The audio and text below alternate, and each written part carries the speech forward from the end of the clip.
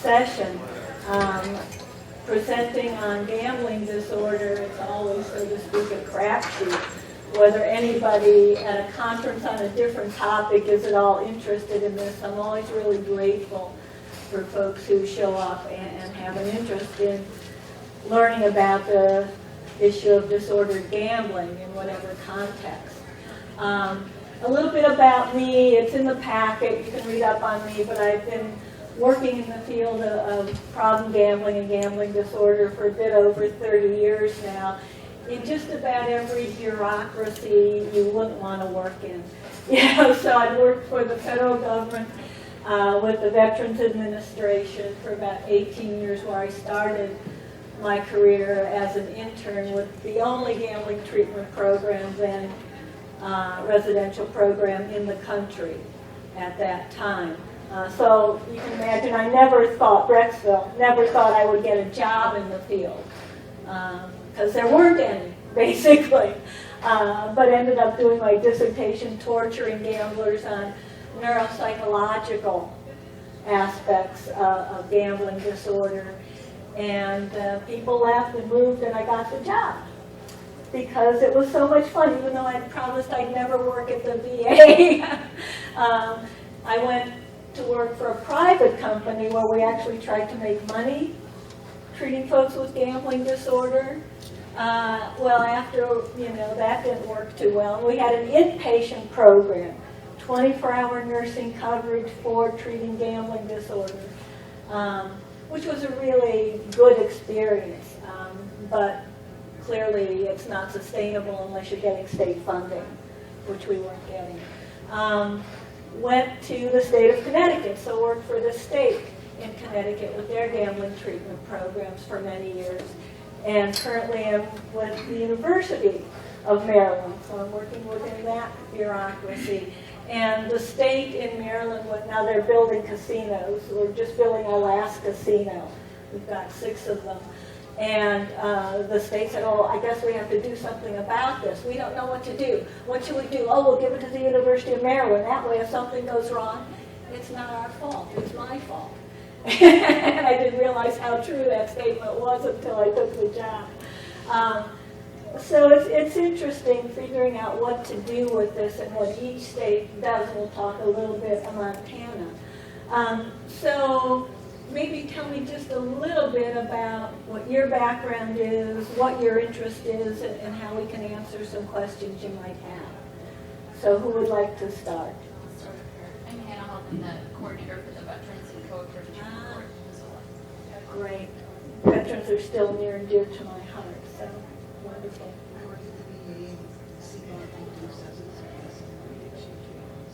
Yeah. Great. Yeah, when I was at the VA, we did have our share of folks from Montana. Absolutely. Yeah. And I work in adult felony drug court, and I think that we probably have some gambling as a co-occurring. Probably a few. Yeah, absolutely. Let's go back here. My name's Jessica. I'm a pretrial supervision officer at Missoula Correctional Services. I'm also a team member for Missoula Co-occurring Court and Veterans Court.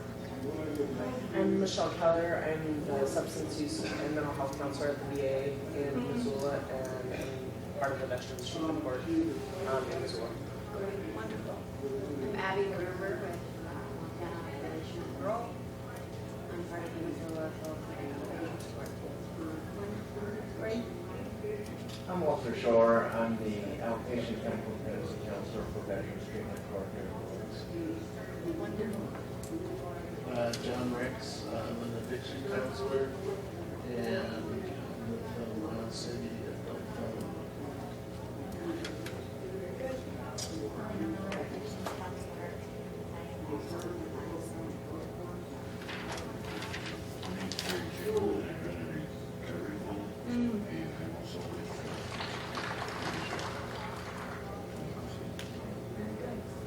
My name is Wayne LeBlanc. I'm a PA and a chemical dependency counselor, and I spent 27 years in the military, working in this field primarily, and I've seen my share of gambling and alcoholism together.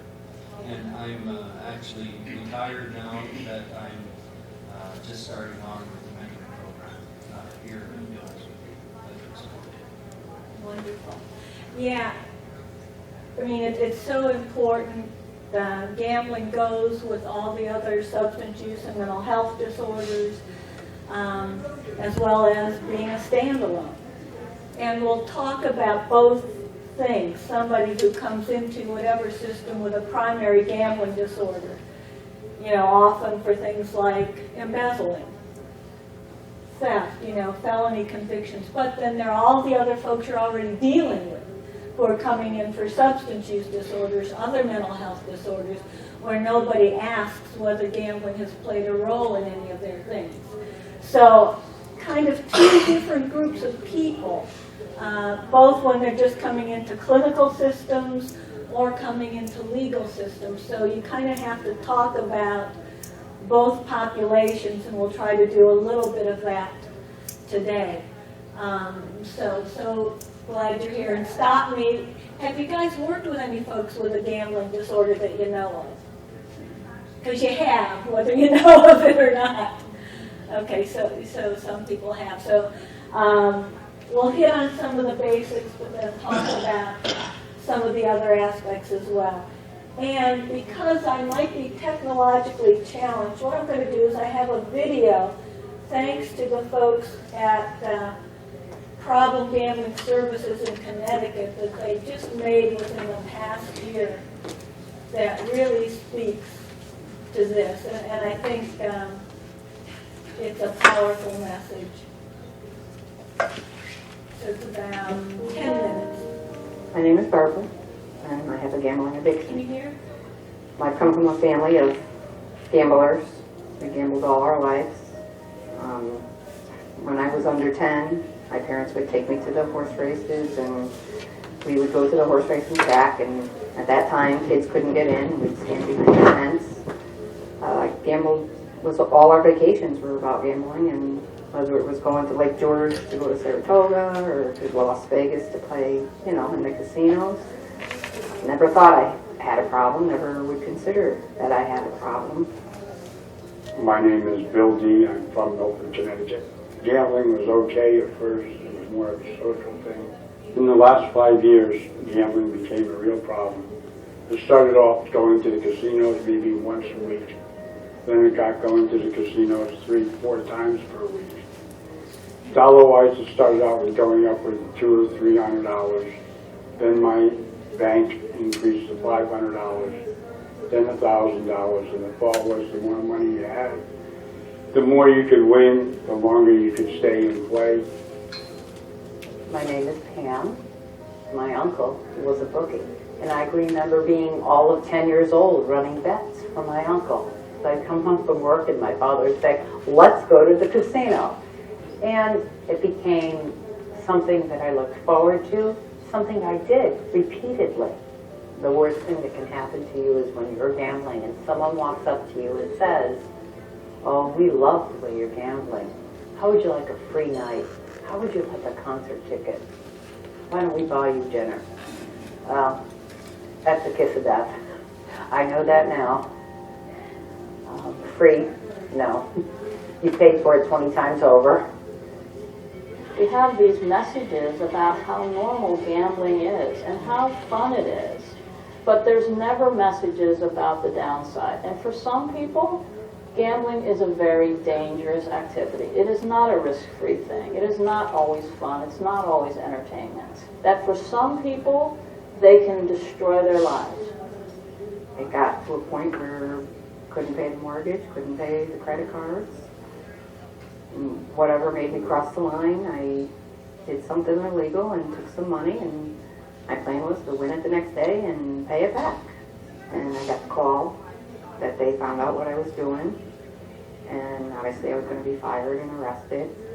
And at that point, I still kept it from my husband as long as I possibly could, until I had no choice but to tell him what was going on, and it all blew up. And he left the house. He took my son from me for 2 weeks. We ended up in a court battle so I could see my son again.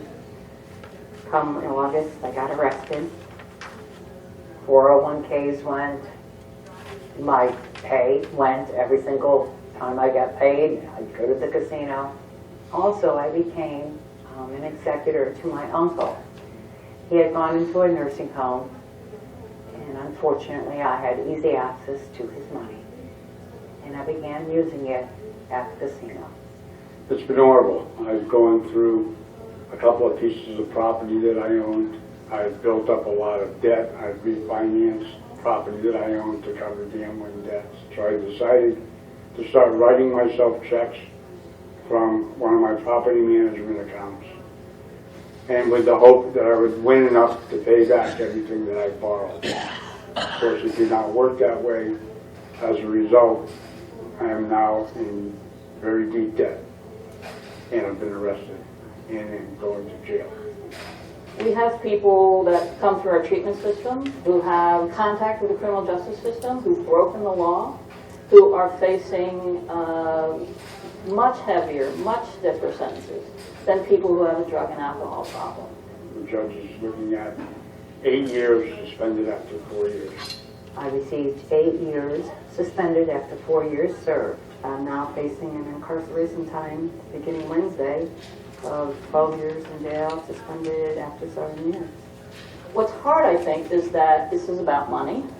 And as a society, we want people to repay the victims. But we can't expect that the victim's going to be made whole. And it's a hard thing to accept. We have, as a society, decided that drugs and alcohol are something that we can understand as an addiction.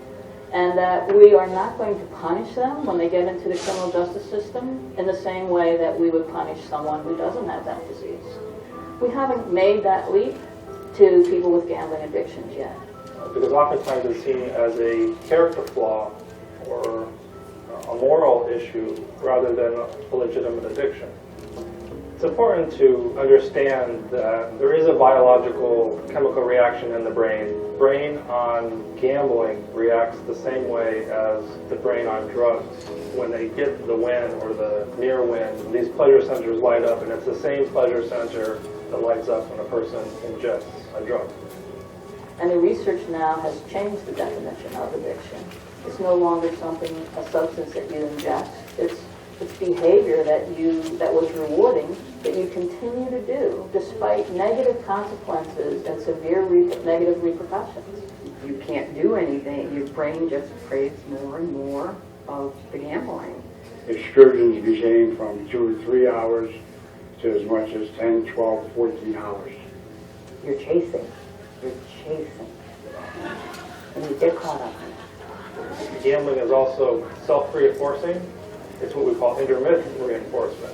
You may place a bet, and it's not guaranteed that you will win. But if you continue to bet, you most likely will win, but you just don't know when that's going to happen.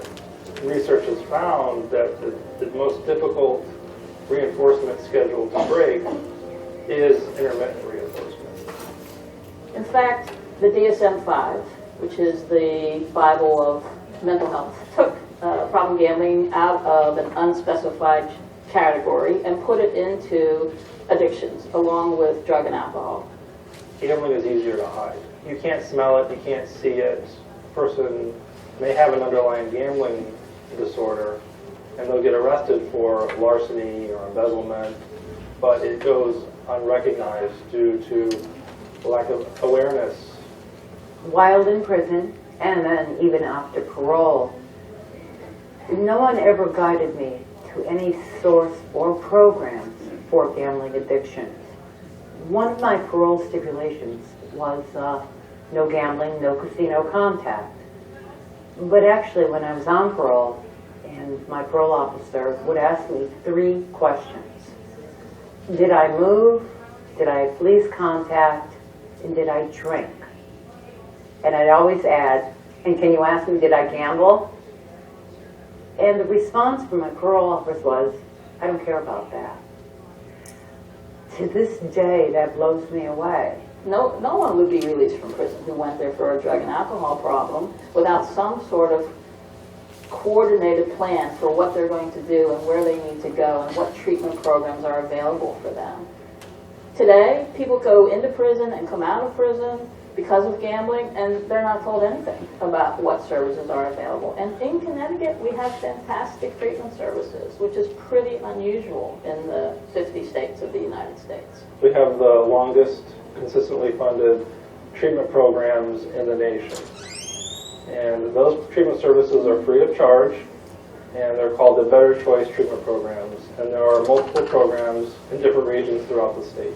Many of the services that are provided are similar to what one would expect in a typical substance abuse mental health treatment setting: individual therapy, family therapy, financial management support, peer recovery support. We hire peers with life experience, medication management services, and a variety of group counseling options. We know that treatment works, and it's so much less expensive than prison. The average cost of incarcerating someone in Connecticut is over $50,000 a year. The estimates for treatment costs are around $7,500 a year. So if all we do is punish these people who come in front of the court and we don't do anything about treating their gambling addiction, then society's really no better off, and we don't have any assurance that there won't be a recidivistic event for them because we're not treating the disease that underlies their behavior. Our hope for integration into the criminal justice system is to first recognize that gambling is an addiction, to encourage people to have the conversation and to know what questions to ask in that conversation. And once it is determined that gambling is a factor in their crime, that appropriate referral for services is made. I feel really, obviously, horrible about what I've done. Life after prison is tough. I'm a felon. There'll never be any jobs for me. I keep beating myself up every day, every hour, because I know I did it wrong. It should have never happened, but it did happen. It was a compulsion I just could not control. We understand. I mean, this isn't about being excused from the crime. This is about, we believe in people taking accountability and responsibility for the crime. It's not an excuse. So how do we balance that with the right of a human being to reclaim their life and get back to some semblance of being a productive citizen again, returning to their families, returning to their communities? How do we weigh that when they're standing in the courtroom?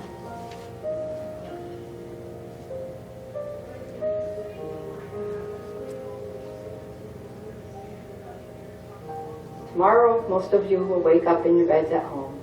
Tomorrow, I will begin a well-deserved but dreaded incarceration in a bed surrounded by strangers and away from loved ones. Tomorrow terrifies me as it would anybody being separated from their family and loved ones. But it also begins a painful path to my eventual return to them. It begins my official punishment for my crime, a reckoning. It's been suggested to me by friends that my white-collar crimes aren't so bad. After all, you didn't kill anybody. I did kill, though. I killed my reputation.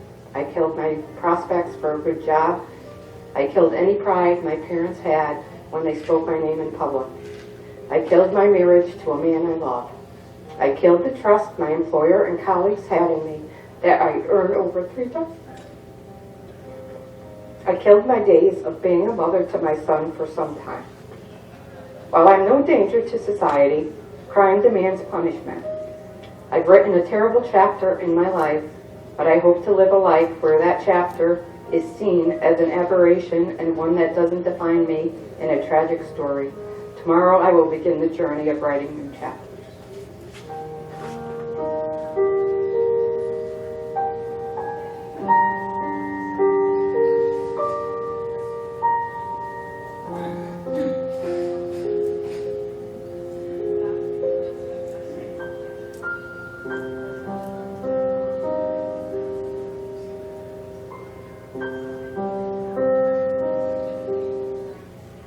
Any questions, comments, reactions to that brief video? Is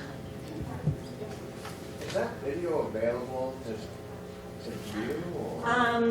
You know, they don't have many copies, but I can ask. I begged for a while to get my copy, but I think they're ready to make it more available. And I'd certainly be willing to make copies to send out to folks. So if you'd like a copy, email me and I'll see what I can do, because I think it's just so valuable to have a face to put to the issue. Yeah. Any other? I think when you look at the spectrum of various abuses perpetrated against people, sexual abuse, that young woman who was taken to track by her parents and whatnot, I don't think there's any two things that devastate families more than that. Yeah. And it's not just them going down. Everybody associated with them had gone down too. Absolutely. Like we say, if I'm a problem drinker or I've got an alcohol use disorder, I may ruin my liver, I won't ruin my spouse's liver. If I've got a gambling disorder, I ruin my finances, my spouse's finances, maybe even the kids or other family members' finances, and those problems don't go away quickly. So yeah, it can spread out. I'm curious as to why Connecticut got on board and other more obvious places could have been on board. How these things happen. Connecticut had the first state-funded outpatient treatment program in the country about the same time that the VA program was starting a little later, just because two guys said we need to do this. And it just kind of stayed in place. So they are a little farther along, or a lot farther along, and have more of a continuum of resources than some other places do. And we'll talk a little bit about Montana. But this story is the story of somebody who has a primary gambling disorder, involved in the typical kind of crime of, larceny or embezzling or fraud, and ends up in the criminal justice system. So that's certainly one line of how folks get into the criminal justice system. Now, when you're talking about the majority of people who are in substance use, mental health, or into the system for drug or alcohol-related crimes, they may not be able to relate to these stories. So we've learned that we had to really listen to that other side of the picture to understand what was going on, how gambling was related to all these other disorders and other ways that people enter the system and understand that more deeply. So we had to give up some of our stories, because folks who come in for substance use, especially in the public system, well, I never have any money anyway. What are you talking about? Hundreds of thousands of dollars of debt. I can't relate to that. I just spend everything I got. So you have to learn those different cultures and how to speak those different metaphors. So we'll talk a little bit about gambling, problem gambling, the definitions, the rationale for including it in the criminal justice setting as well as others, and the strategies. What works, what doesn't. And the state of the art in most places around the world, not just in this country, is nobody's asking the questions. That's just in, substance abuse and mental health and criminal justice, wherever, the questions just aren't being asked. In places where they are, they're probably the wrong questions are being asked in the wrong way, mostly. So we'll talk a bit about that. So what is gambling? If you bet on a horse, well, most people agree that's gambling. If you bet you can make 3 spades, well, that's just recreation and entertainment. If you bet cotton will go up 3 points, that's just good business. If you play bingo at your church, that's charity. If you buy a lottery ticket, that's just paying your fair share of the taxes. What's the difference? There isn't any. But around the world, if you ask people to categorize any of these activities, is this gambling or is this recreation? Around the world, they categorize things like, going to the casino is gambling. Everything else is recreation. So when I ask somebody, do you gamble? They'll say no. I say, well, when did you get your last lottery ticket? Well, on my way to your office. But they don't conceptualized, because it's so normative, as gambling. You know, I'm only talking about the casino. One lovely young counselor, when we were doing a training at break, she came up to us and said, you know, when you said bingo was gambling, I didn't hear what you said for the next half hour. My grandmother plays bingo at her church. Never occurred to me she was gambling. So so you have to be really specific and let people know what you're talking about when you ask that question. I think people that have been involved in gambling and have suffered from their gambling, when people make recommendations about how we're going to raise money, I can recall when I was in some of my training with the U.S. Navy, someone said, well, you know what we ought to have is a big pool on that game. And it was some young corporal in the back of the room said, you guys want to look at this again, please? Right. I mean, here we were, addiction counselors in training, but we had forgotten one aspect of it, and it kept everybody honest. Absolutely. In that regard. And so it was like, well, we can't do anything anymore, sort of thing. Well, it's, am I leading someone down? Who won the lottery that day? And who thought that, you know, the next time? In fact, this is what happened. A kid won a lottery of among shipments. And then he started putting them on. And then he started, you know, overextending himself. And he was in charge of a lot of money on board the ship, too. Yeah. Absolutely. Like we'll talk about, the worst thing that can happen is a big win. Much better if you lose. Much less risk for a gambling problem. Absolutely. And those people start as kids in their home. You know, because it's so normalized, parents don't think about giving lottery tickets or playing for a few pennies or taking a kid to the racetrack. My uncle took my cousin and I to the racetrack when I was a kid. It was fun. He gave us $2. Good thing I didn't win. You know, but that, because it's not an issue. They don't see the risk involved. So a lot of issues. So when we define gambling, it's betting money or material goods or something of value, whether money or material goods or not. What's the value other than material goods? My time, my effort. We're told by kids, well, what do you gamble with? Well, I bet that I'll do somebody's homework for a week. Families, I put my family on the line. So we can bet a lot of different things with an uncertain outcome in the hope of winning additional money or material goods. These definitions come into play in the legal system over things like, currently, fantasy sports.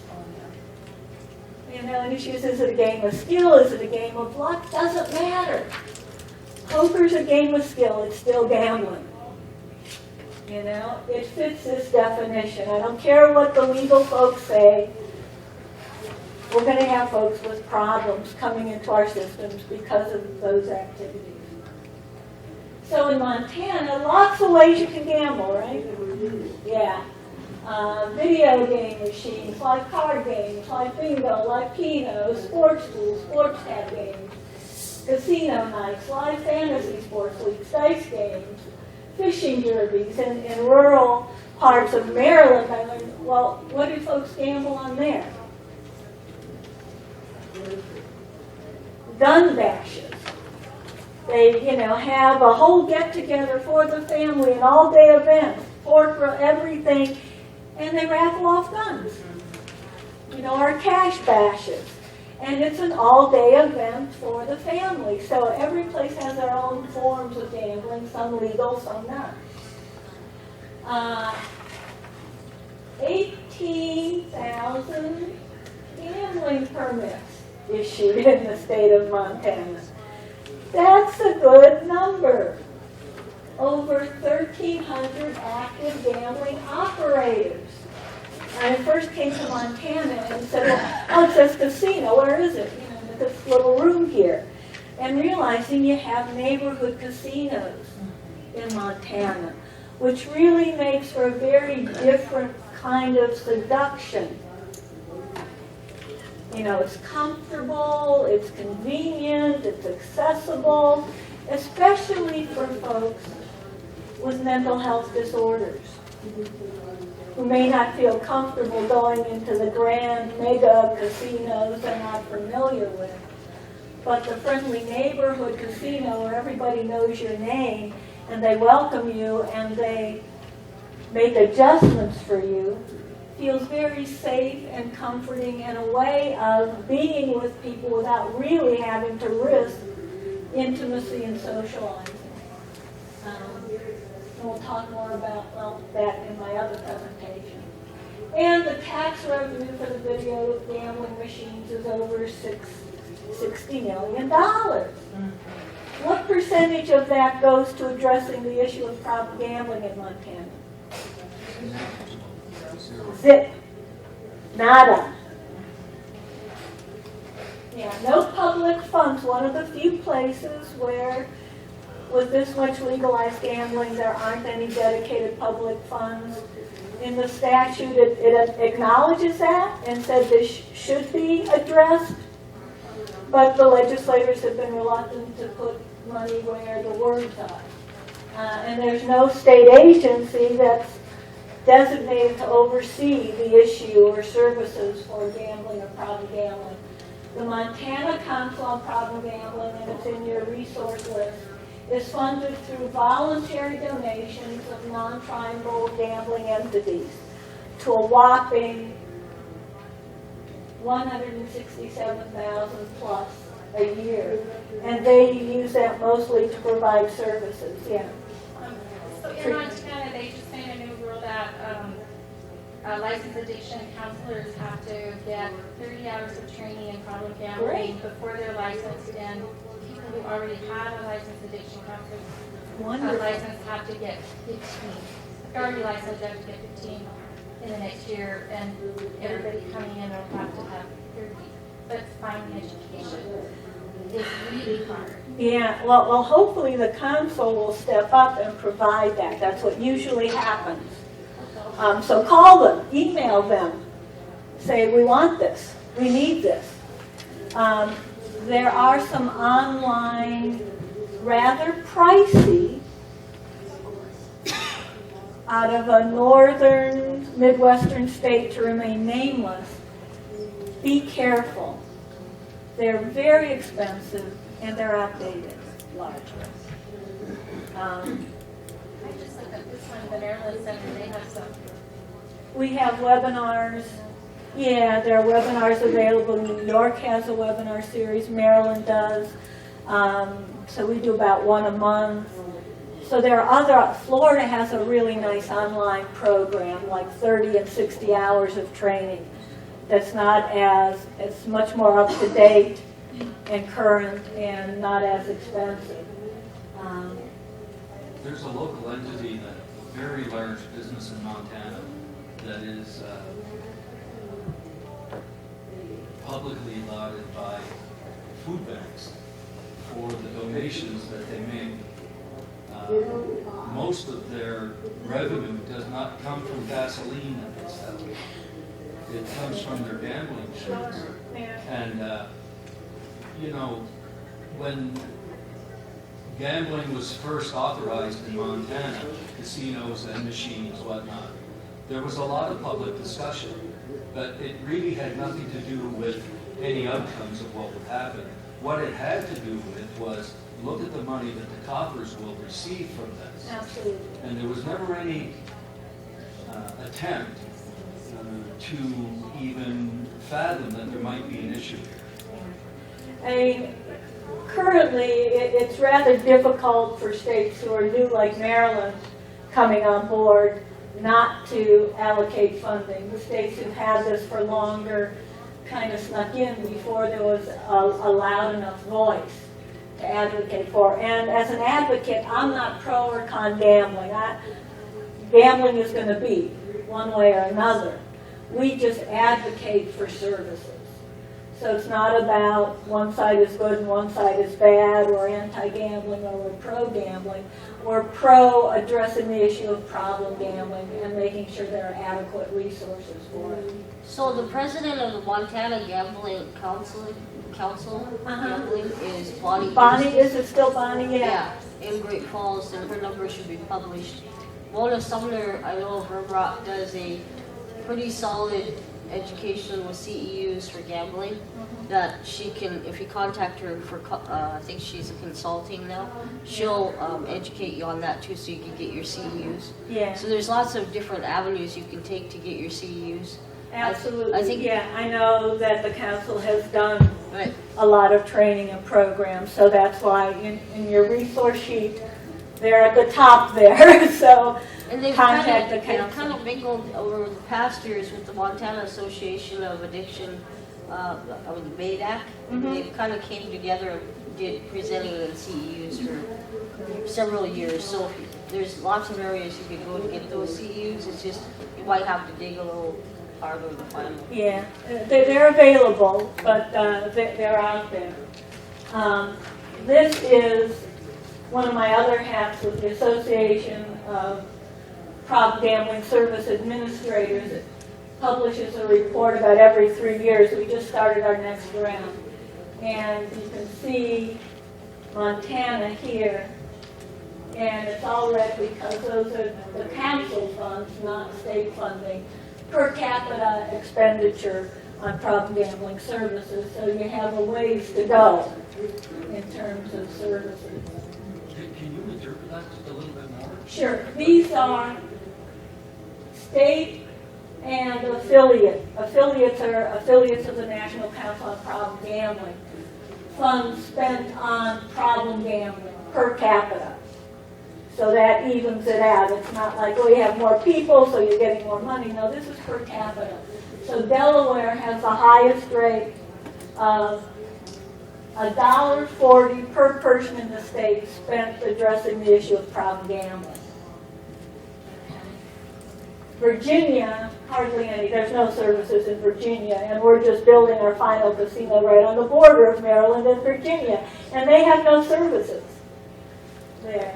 Alabama, Colorado, Maryland's here in the middle, and here's Montana.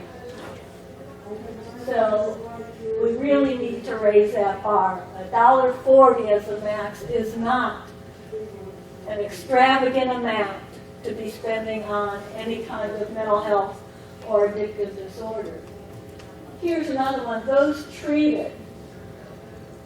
Now, Montana, I think the council funds group therapy, and I wasn't sure if this number were unique individuals treated or just number of sessions. But the council is doing a great job getting people treatment with a very limited amount of money. So they are really doing the best they can and a remarkable job in terms of other venues. In Maryland, we get money. They won't let us spend it directly on treatment in all their wisdom. So every state has its own issues around this, and there is no federal funding. SAMHSA will not address the issue. They published one little flyer on it, but we keep knocking on their door saying, well, they're not mandated to address the issue of gambling disorder. Well, excuse me, but it says substance use and mental health. Where is gambling disorder not included in that? Oh, well, it's not.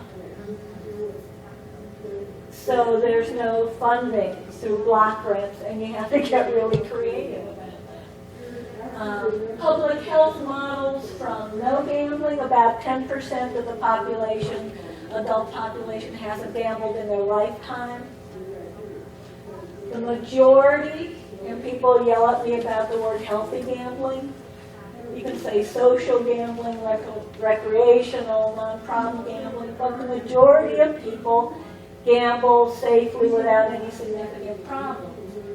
We go to at-risk, problem, or gambling disorder. Gambling disorder, probably about 1.5% of the adult population. subclinical, what might have been considered like substance abuse previously, problem gambling, about another 1.5–2%. At-risk gambling, probably 10 to 12%. In some studies, as much as 25%.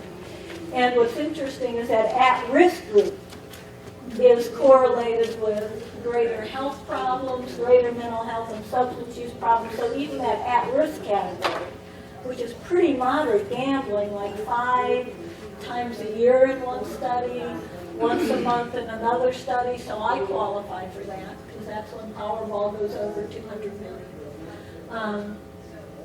So that at-risk group is going to be showing up in many places.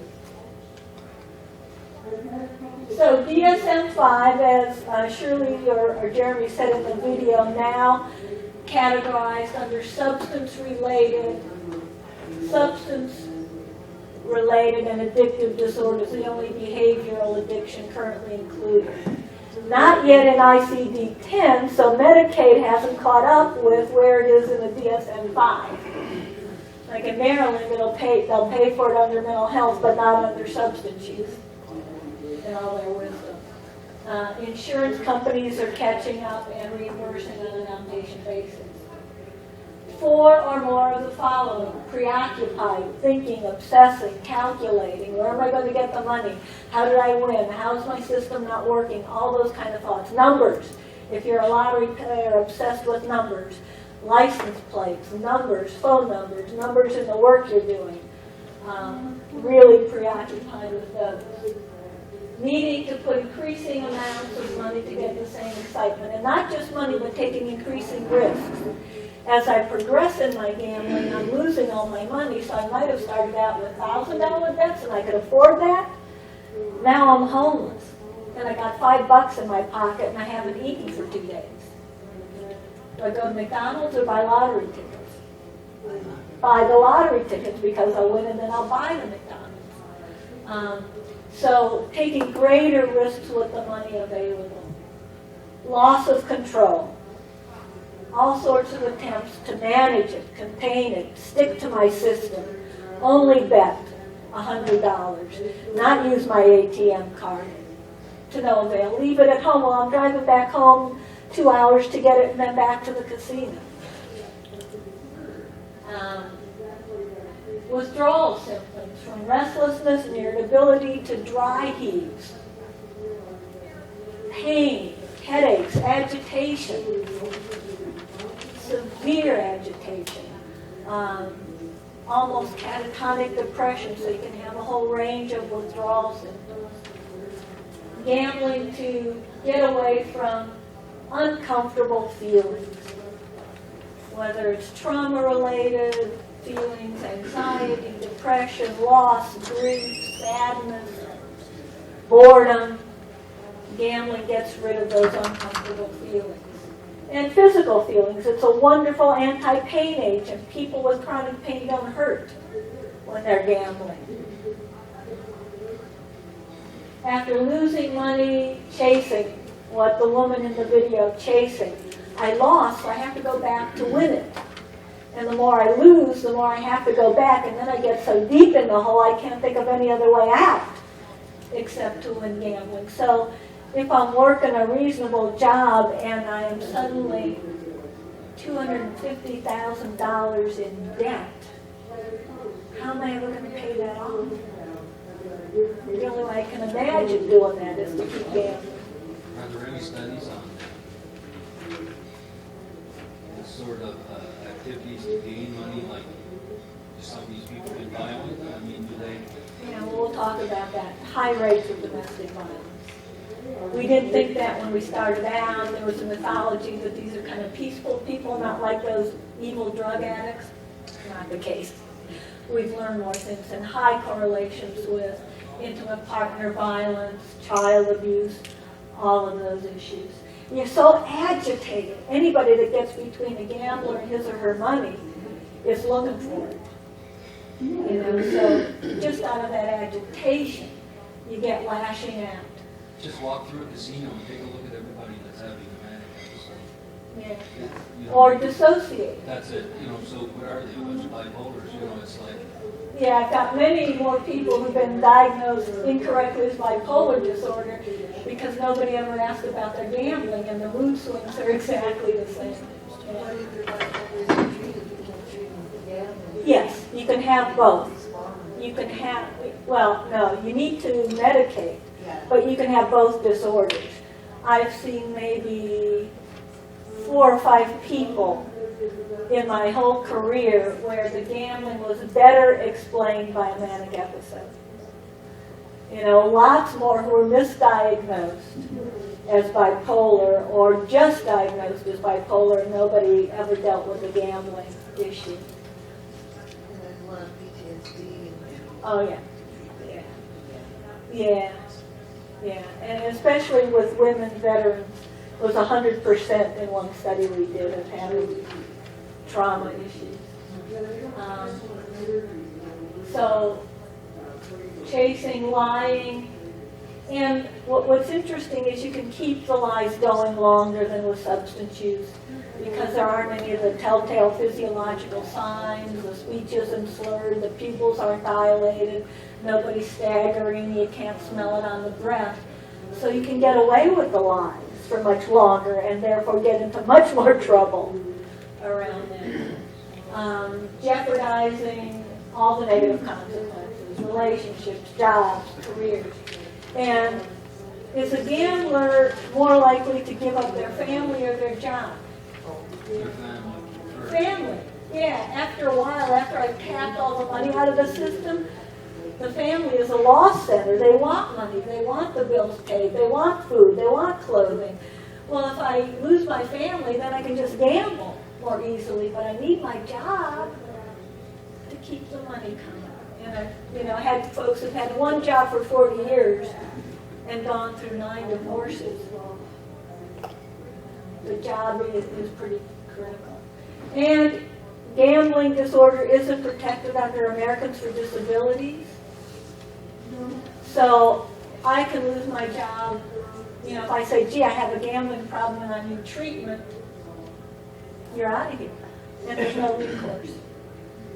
So that being honest becomes problematic in a workplace setting. What percentage of people that lose their jobs still from the employer? I'm sorry? What is the percentage of the people who lose their job that embezzled or stole from the employer and don't part of that $1 million? Well, yeah, appropriately, and some prosecute and some don't because they don't. They just fire it, so you don't Right. get accuracy. Right. No. And, unlike even in the VA and in the state systems, there are demographic differences between folks who come in for primary gambling disorder and folks who are coming in for substance use. The gamblers are much more likely to be employed, to be married, to have more income than folks coming in for substance use disorders, much more likely to be white than other ethnic groups coming in for gambling disorders. So the demographics of the groups can be very different. Now, there's gambling going on in this group, but it's a different kind of gambling and perceived in different ways. I think if you go in the casinos and look at the town hall, the percentage of women is higher. Especially with the machines. Yeah. In our helpline numbers in Maryland, we have about equal men and women. Now, nationally, in terms of gambling disorder, men are still at higher risk. It's still about 1/3 women to 2/3 men, but that's changing. And the more machines you have, the more women you're going to have. And the men are more action. Yeah. I think one of the biggest leaps of gambling establishments has been when they shifted to playing cards as well. The stakes become much higher, and But these women with significant legal problems, it was machines. So they're just as likely to get huge amounts of debts with the once they machines. drop the kids off in the morning, they go to the casino when they get home time. Yeah, or after the kids are put to bed at night. And I've worked with men and women who work a job, go to the casino, spend all night at the casino, show back up for their job. I don't know how they do it.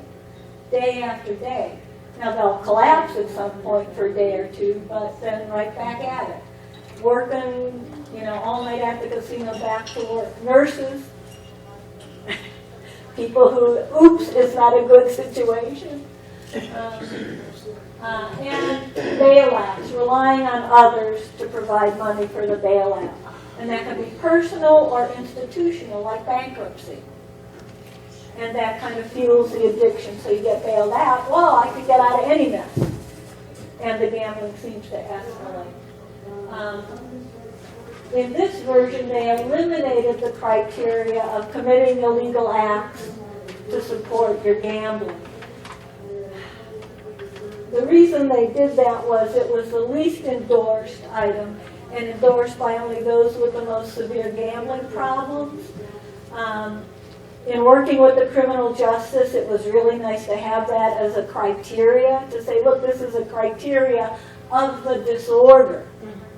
And it's unfortunate that it's not still in there, but gamblers who do commit illegal acts are therefore likely to have the most severe levels of gambling problems. So if they're in your systems, you can assume that the gambling problem is pretty severe, and they need significant help with that. I love this.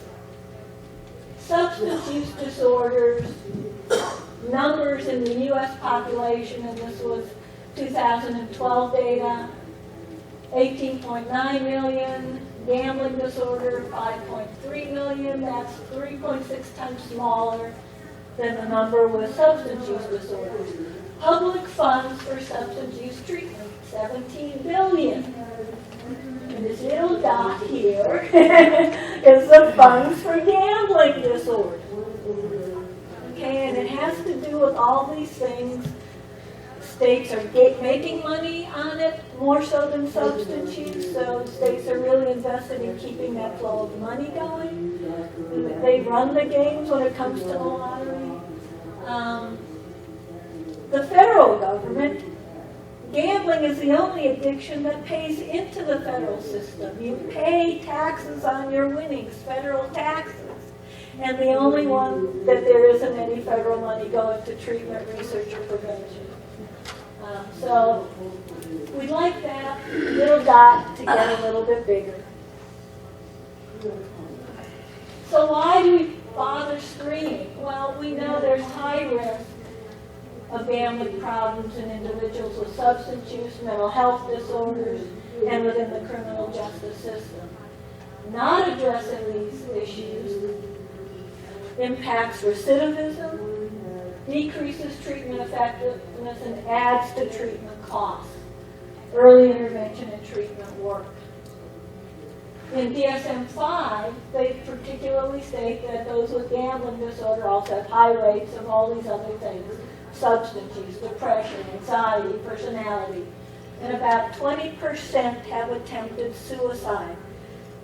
That's as high as any other classification of a mental health or substance use disorder.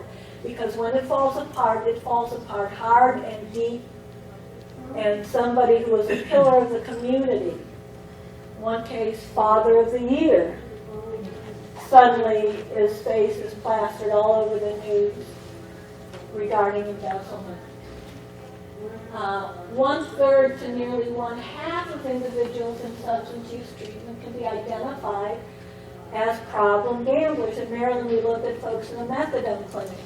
Over 46% met DSM-5 criteria for a gambling disorder. And not mild, 76% of those who met the criteria were moderate or severe gambling disorder. Over 86% had incomes less than $20,000 a year. And with or without the gambling problem, on average, they were spending $200 a month on lottery tickets. That's a chunk of change, but people don't see the impact on their lives. Again, I never have enough money anyway. Why not try for something that could be life-changing? I don't have any other avenue to get out of poverty, of this no-place job, of this minimum wage job, of getting beyond my record of having a felony conviction. So why not try gambling? The more severe the past substance use, the higher the prevalence of gambling problems. And those with lifetime histories of mental health, 2 to 3 times the rate. In one study of folks with serious mental illness, schizophrenia and schizoaffective disorder, nearly 20% had a gambling problem. And that was associated with higher rates of depression, more alcohol use, greater legal problems,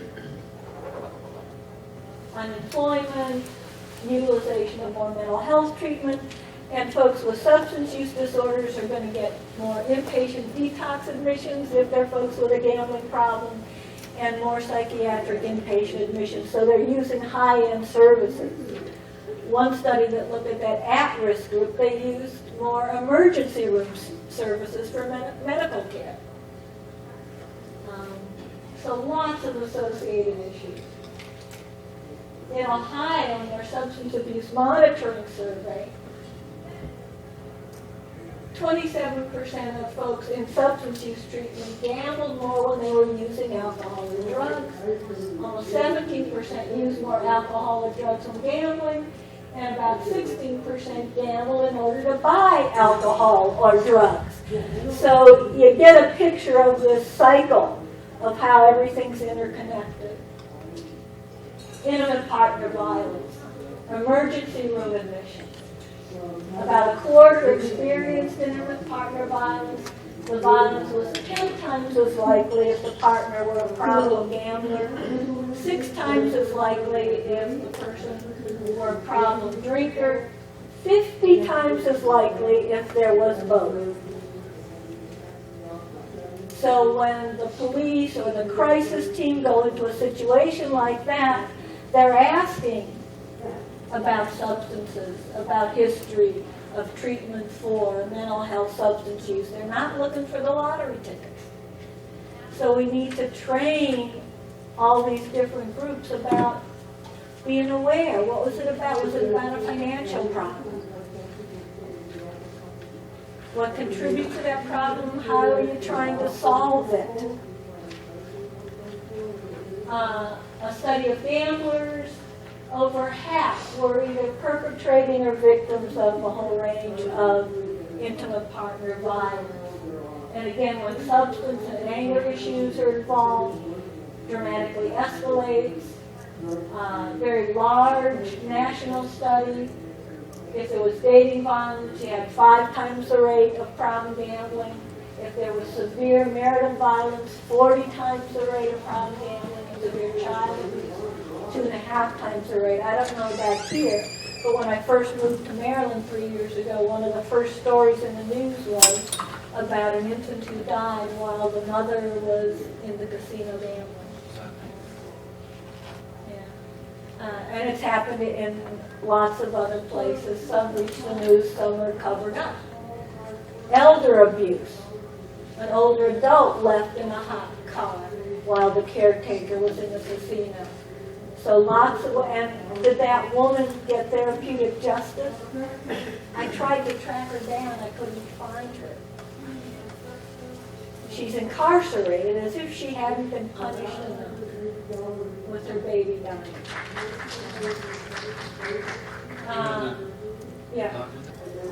Take my word for it, gambling and crime associated. This was a cool study because they said, well, it's not just the gambling. Any place that has entertainment, like amusement parks, will have the same rates of crime. So they looked at Orlando, it was Disney World, and they compared Atlantic City. And Atlantic City was the winner with far more crime. So let's jump to this and get to... This was a good one, that large national study. Half of the people who met lifetime criteria for a gambling disorder got treatment for a mental health or a substance use disorder. And none of them got treatment for their gambling. The Detroit VA director said this to me when we were there for another meeting.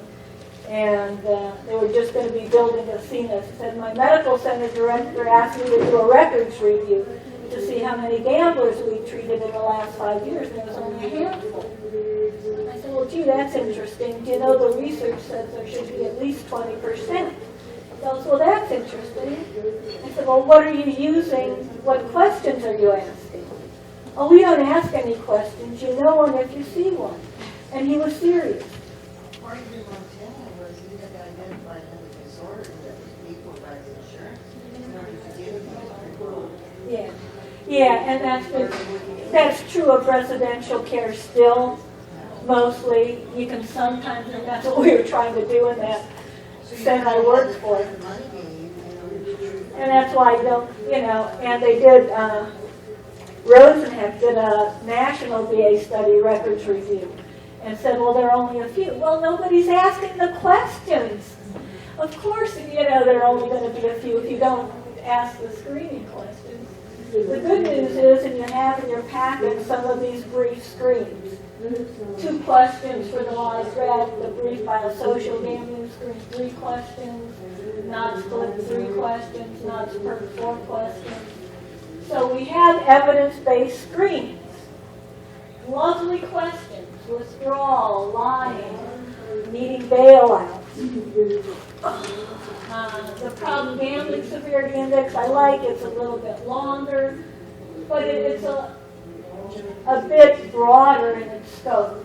So, and it has, a range of responses, so you get some better answers for folks. The bad news is when you use these screens in research, they work really well. You get your 20 to 50%. When you use them in actual clinical or criminal justice settings, you know how many you get?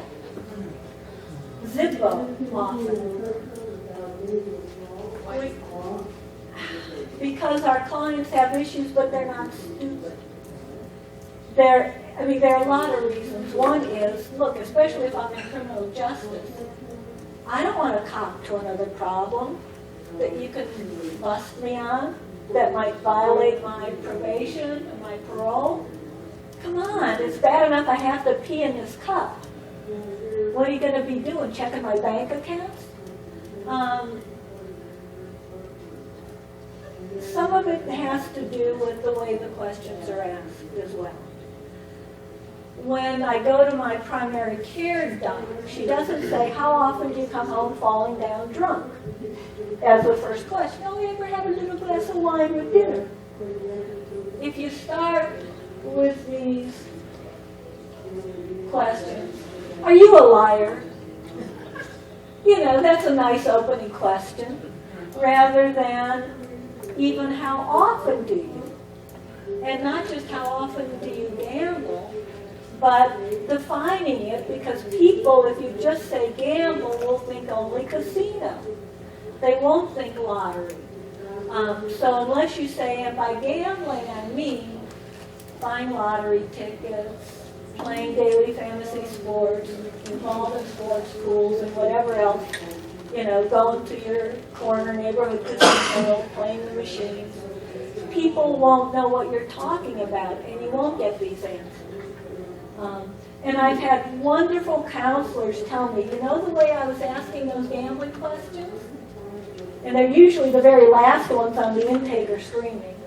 You don't have a gambling problem, do you? Thinking that's not why the person is here anyway, we don't want to have to go through more questions. It's Friday afternoon, we both want to get out of here. So let's just get rid of these gambling questions. And they didn't even realize what they were doing. And a lot of percentage of people that work in our communities have gambling issues. I'm a counselor, so I gamble, I'm not really think they have a problem. Right, it's normalized. Yeah. And besides, why bother time on gambling? It's no big deal. Let's focus on what this person is here for. I've had clients tell me I didn't want to confuse my counselor by talking about my gambling. You know how easily those counselors get confused. So the screens don't work, and when I first went to Connecticut about 12 years ago, we did a little study with probation, and they used and I think it was one of the NODS questionnaires. And they got nobody who responded because it wasn't a research study where they're promised, I'm not going to tell anybody, it's going to be our little secret. So in research, people are willing to be honest because nobody's going to find out. They got nobody. And because they got nobody, literally, they would not answer my phone calls when I tried to say, well, let's do a follow-up. They weren't interested. We don't have the issue. It's not a problem for us. Stop calling me. So you give the illusion that you're addressing the issue if you use those screens just as they are. Not my treatment program or my backyard. Another reason is that gambling is the solution, it's not the problem. So if you start out the conversation talking about problem gambling, you're going to get a no. Because I don't have a problem. It's not a problem, it's my answer. It's the solution, and with gambling, there's a reality to that. With substances, it'll just help me forget about my problems. It won't solve my problems. But I could win. There's a possibility. And all that money could solve a whole bunch of my problems. So that hope, and for some of our older adults, and certainly for some of our disenfranchised populations, the only hope, and you're going to take that away from me, I'm not going to give that up. And the spheres of influence in terms of family traditions, community traditions, cultural traditions around gambling is pretty hard to work against as well.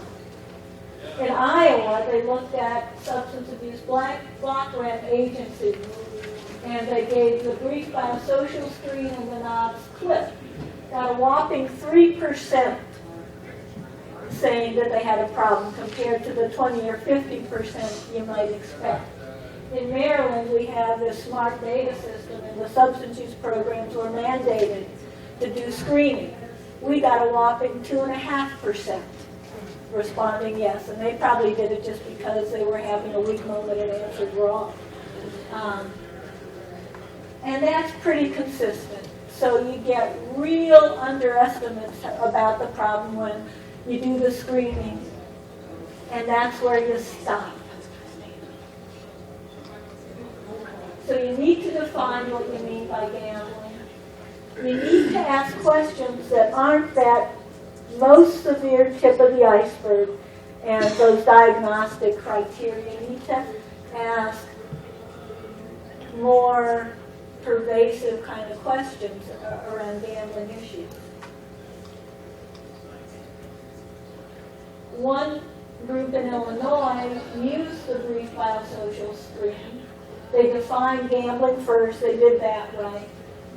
And then if anyone answered yes to one of these, they went on to the rest of the diagnostic questions. Another colleague in Pittsburgh was working with older adults, and they defined gambling, and then they asked, do you gamble? And still most people said no. Now we know that probably 70 to 90% of adults in any state have gambled in the last year. So you shouldn't even bother asking, do you gamble? What do you gamble at? Tell me about your gambling. Assume that this person has gambled within their lifetime and within the past year. So they said, well, gee, still these people are saying no, even when we're defining it. So they started asking more subtle questions. What do you do for fun? What do you do for special occasions? How do you supplement your income? Do you work a second job? Do you save your money? Do you ever buy an extra lottery ticket? So we got to get sneaky or more subtle about opening up that conversation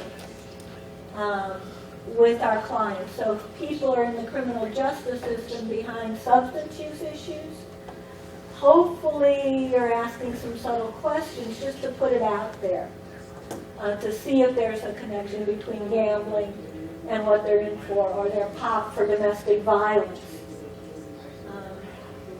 So how do you start the conversation without eliciting that defensiveness? With making it okay to talk about this issue without immediately giving somebody another label, another problem, you know, another thing they can't do, is the real challenge. So be creative. And ask more than once. It's kind of like sexual abuse issues.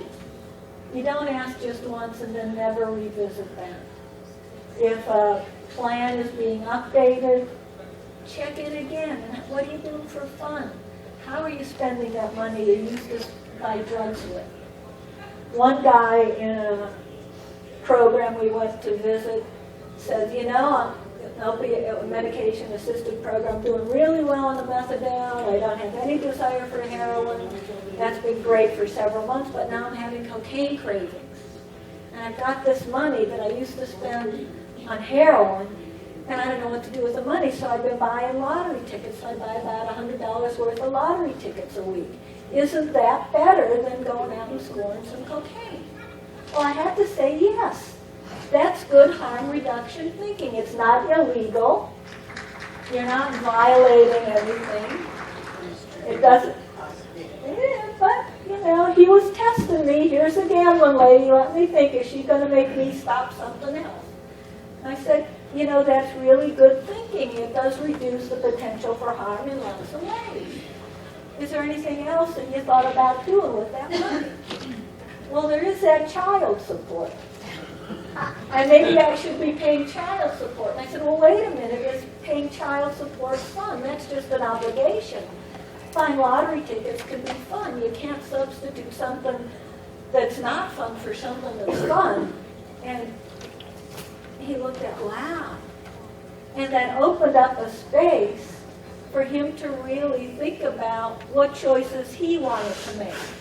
Not what the treatment lady was telling him he should be doing. And then he started arguing how much he enjoys spending time with his son. You know, so the more space I gave him, the more he was taking responsibility for that issue. And I think that's kind of our approach, to bring up the topic and then let people figure it out, and we're there to support without jumping on a label. And yeah, you're right, gambling's a problem. You shouldn't be doing that. Why don't you pay your child support?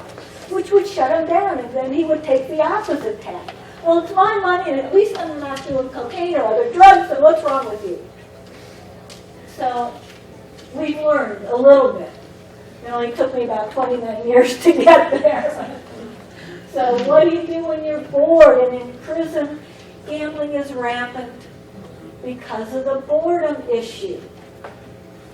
And people, you know, I've heard from, they've had to go to solitary to protect them from folks they owe money to. You know, so it leads to these other problems of violence and abuse within the system. What do you do to make extra money? What do you do to get a few extra things for your lunch? You know, if you're incarcerated. Did you ever win anything? One of our counselors said, well, the first question I ask people isn't even about gambling. Tell me sometime you won something. People love talking about that, and then you can talk about the rest of the topic. We go into treatment programs where we're working on integrating gambling into what they're already doing, and we talk to groups of clients, and I just say, tell me what you know about gambling in your community. And the energy in the room goes up, and everybody has something to say, and the conversation is open. You know, and then you can move to, well, did you ever know anybody who had a problem? Not you. Yeah. And there are certain times of the year where it's easy to talk about. Super Bowl. Not asking them, you know, who they're betting on, but talking about the betting. Not having your office pool. One of the programs we were working with in Indiana, we go in to do a training, and there is a, you know, Super Bowl pool on everybody's door. And I look at the guy, he goes, I told him to take it down. He said, it was just team building. I said, well, when was the last time you had a beer party for team building in the agency? Horse races, when the lottery, when Mega Millions and Powerball gets really high, March Madness. This time of year, all around fantasy football. And do you have a fantasy football team? And how much money are you spending on that? And what is the impact that gambling has had on your recovery? Is it helping or is it hurting? What's the impact gambling has had on your ability to stay out of prison? Has that been helpful or not so helpful? And gambling in and of itself may not be a problem, but if you relapse on substances every time you gamble, or you get hooked up with some illegal activities when you're involved in gambling, then that's a problem. On relationships, on your finances, and how do we just sprinkle it into what we're already doing to make it a topic of conversation, just so people are hearing it. When I was at the VA, because we had to mush together the gambling program with the substance program, we made all of our psycho-ed classes gambling relevant. So we used the word gambling as well as substances. We gave the appropriate examples for both. And just by doing that, we had folks who came in for substance use disorders by the end of their treatment talking about their gambling. We didn't force it on them. We didn't shove it down their throats. We just put it out there. So it doesn't have to be rocket science.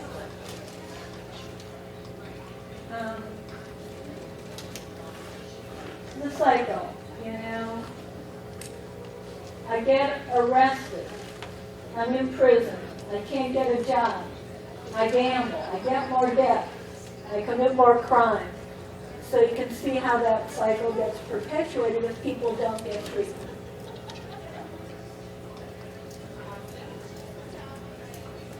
There's one gambling court in the countryside by Judge Mark Farrell. Did a really nice structured job of how to address it. It's what the drug courts are doing. But I think an interesting piece is they figured out what are the crimes that may be most likely associated with gambling. So people who committed those crimes were flagged to do a bit more of a gambling assessment and ask, you know, more deeply about the issue. So you won't necessarily do everybody, but you can flag these money-related kinds of crimes, domestic violence as well. And then the standard procedures, and they work very closely with the counseling center in the area to come back with the client to report on their finances as well as on going to GA and treatment and all of that stuff. And involving the whole continuum of services.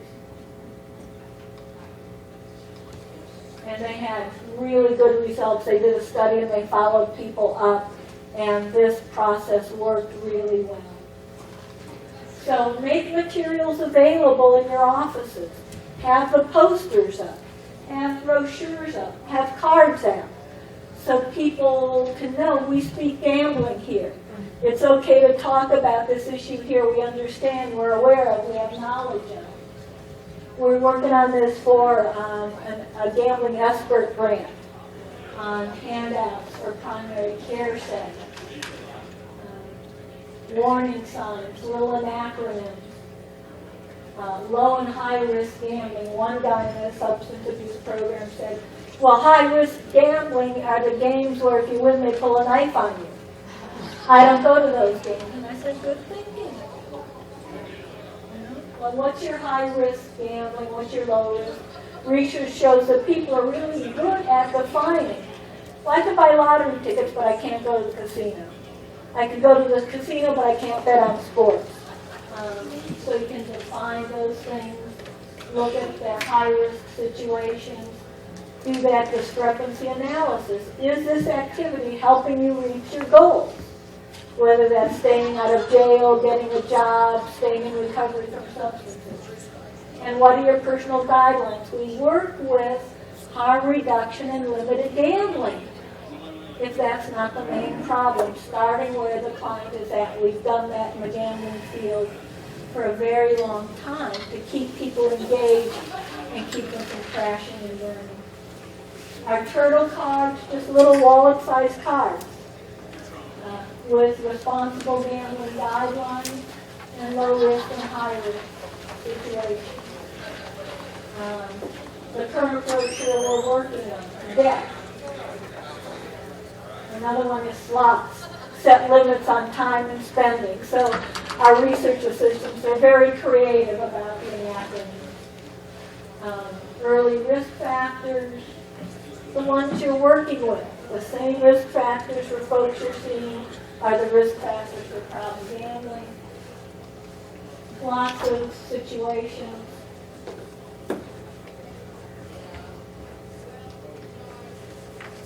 More. What else can you do? Ask and talk about it. Talk about money. That's a nice way to talk about gambling. How you solve or how you create your financial problems. And what you do with your recreational money in recovery or when you get out of jail. How do you have fun with it? We need to get the word out, get more awareness, get funding for the programming you need, and collaborative efforts for all those involved. So thank you guys very, very much for your kind attention and questions, and live long and prosper and go forth and multiply. Spread the word. Thank you very much.